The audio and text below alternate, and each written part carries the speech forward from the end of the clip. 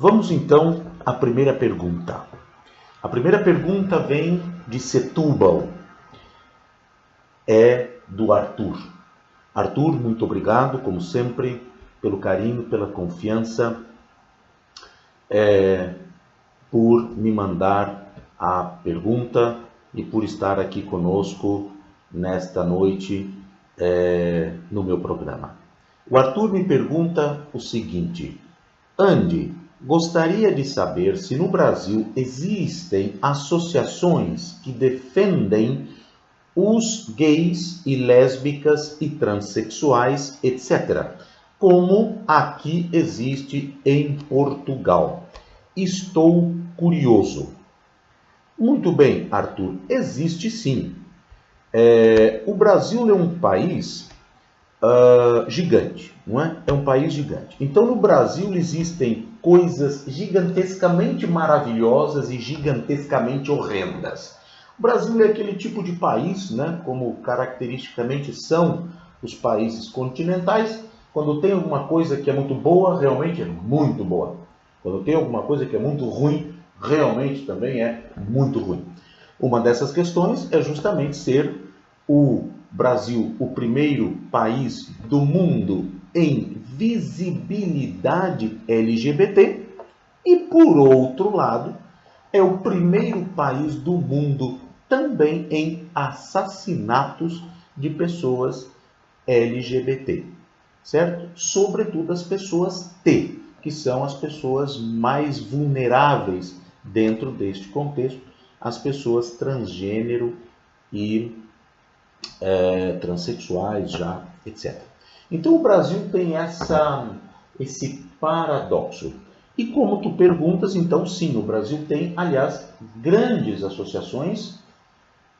Na verdade, Arthur, não há como haver alguma coisa em qualquer país que seja nesse aspecto que não advenha de organizações não governamentais, certo?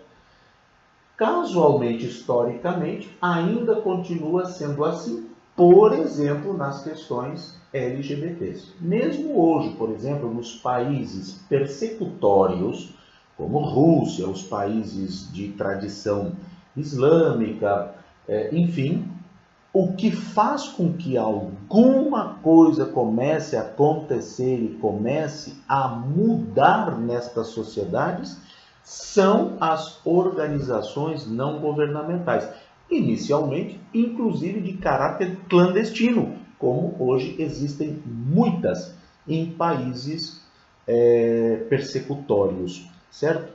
Então, as associações, as organizações não governamentais são fundamentais. Se elas não existem, não existe provavelmente nada sendo feito nessa esfera. E não é diferente no Brasil. E como eu disse, o Brasil é um país continental, é um país gigante. Então, por exemplo, no Brasil, existem 3 das maiores associações da América Latina no que diz respeito a essas questões dos direitos LGBT. A principal delas é a ABGLT. Essa é uma das mais antigas, ela foi fundada em 1995. E hoje, por exemplo, ela já é, a associação já é um membro consultivo, ou melhor, um membro do Conselho Consultivo para as questões de direitos humanos LGBT da ONU, por exemplo. Também faz parte da Organização dos Estados Americanos e algumas outras também fazem parte, até porque na América Latina o Brasil é o país líder, não é? Então já tem essas grandes instituições que já fazem parte de organismos internacionais como a ONU e a Organização dos Estados Americanos. Além disso, as organizações também são organizadas, agora ficou um pleonasmo aqui, as organizações são organizadas, mas essas organizações também são estas em âmbito nacional, não é? E tem também as associações menores que atuam por estados e inclusive menores que essas que atuam por cidades e regiões. Então, praticamente, toda cidade, não é? Com já uma certa expressão, até cidades já menores, né, tem as suas associações LGBT, as suas associações municipais, que então já fazem toda essa movimentação para leis municipais, porque tudo vem delas, não é? Tudo vem delas. Tudo que existe, por exemplo, nos países que têm essas associações, e no caso, no Brasil especificamente, tudo que se tem de avanços, e aqui em Portugal a mesma coisa, são as associações e as organizações não governamentais que estão por trás. Estão por trás aliás, nem por trás, estão na frente, são a locomotiva de todas essas conquistas legais que se tem aqui em Portugal, por exemplo, que se tem em outros países e que se tem também no Brasil. Por enquanto, são essas organizações e essas associações que são, por um lado, a verdadeira locomotiva do processo e, por outro, são a muralha defensiva, né, da sociedade, do segmento LGBT na sociedade.